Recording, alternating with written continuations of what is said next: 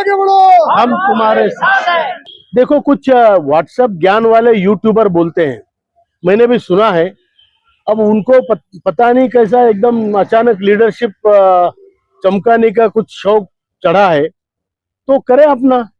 लोग लोग जानते हैं, लोगों को मालूम है कितने दिन से संघर्ष चल रहा है, इसमें लोग शामिल है। 8-10 साल से जो संघर्ष चल रहा है, इसमें लोग शामिल है। संघर्ष करते हुए हजारों लोग स्वर्गवासी भी हुए हैं।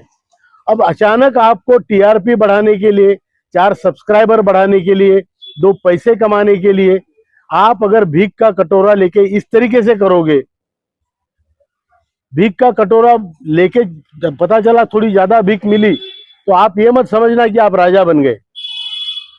ये मैं उनको कहना चाहता हूं कि जो भी है, आप अच्छा काम करना चाहते हैं जरूर कीजिए, आप लोगों को मदद करना चाहते हैं जरूर कीजिए।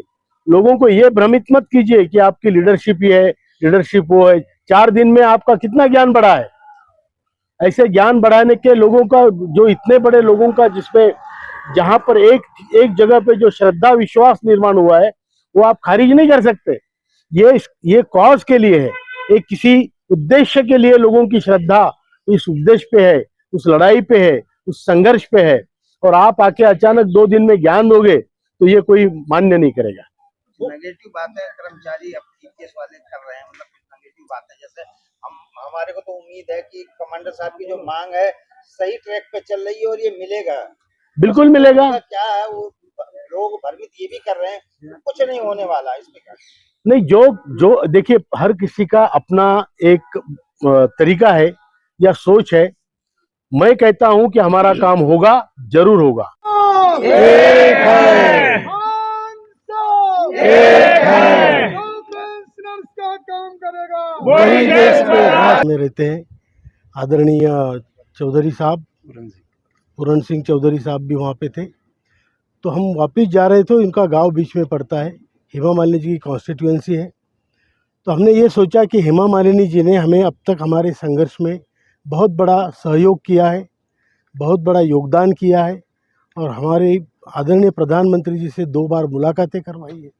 हमारी जो हमारे वित्त सचिव है उनसे बैठक करवाई है, पार्लियामेंट्री स्टैंडिंग कमेटी के साथ हमारी मुलाकात करवाई है, हमारा इंटरव्यू करवाया है। ये सारा सोचते हुए, हमारी वो मेंटर है, शुभचिंतक है, ये देखते हुए हमने ये सोचा कि हम छाता में आएंगे। ये हमारी प्रारंभिक सभा थी, एक दिन में ज़्यादा लोग इकट्ठा नहीं कर पाए, लेकिन फिर भी बहुत लोग थे, सैकड़ों लोग थे। तो इन लोगों के सामने हमने अपना संकल्प दोहराया है कि हेमा मालिनी जी को बहुत बड़ी मार्जिन से हमें जिताना है। हमें जो EPS 95 राष्ट्रीय संघर्ष समिति के जो हितैषी है, उनको पार्लियामेंट में हम देखना चाहते हैं। पूरे देश में ऐसे लोग वहाँ पे जाए जो हमारे हितचिंतक हैं। एक कलाकार है, एक कलाकार का हृदय रखती है, मातृ हृदय रखती है। तो हमारे लिए तो देवी स्वरूप है।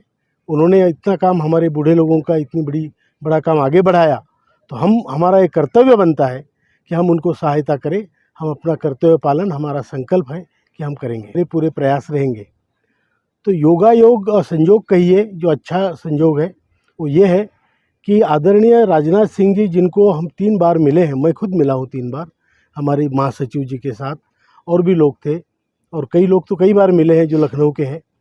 तो उन्होंने हर बार हमसे सिंपैथी जताई है। उन्होंने कहा है कि आपका काम होना ही चाहिए, अच्छा काम है। तो ये करने के बाद जब वही मैनिफेस्टो कमेटी के चेयरमैन बने, उसमें भूपेंद्र यादव जी भी है, विनोद तावड़े जी है, राधा मोहन अग्रवाल जी है, ये सब लोगों को हमारा विषय मालूम है। तो हमने उनको एक पत्र लिखा कल, जो पत्र की कॉपी हम आपको भी देंगे, और उसमें ये लिखा है कि आपने जो वचन दिया है वो हमारा विषय इसमें मैनिफेस्टो में डालें। अभी यह है कि हमारे पास NAC की तरफ से, NAC बहुत बड़ा संगठन है, क्या है, बूढ़े लोग हैं, इकट्ठा नहीं हो पाते हैं, लेकिन आजकल आपके माध्यम से, सोशल मीडिया के माध्यम से घर घर में वो देखते हैं, लाखों आप ही देखते हैं, लाखों व्यूज़ आते हैं। तो ये सारे देश में ये फैला हुआ है, और इसकी जो ऊर्जा है वो काम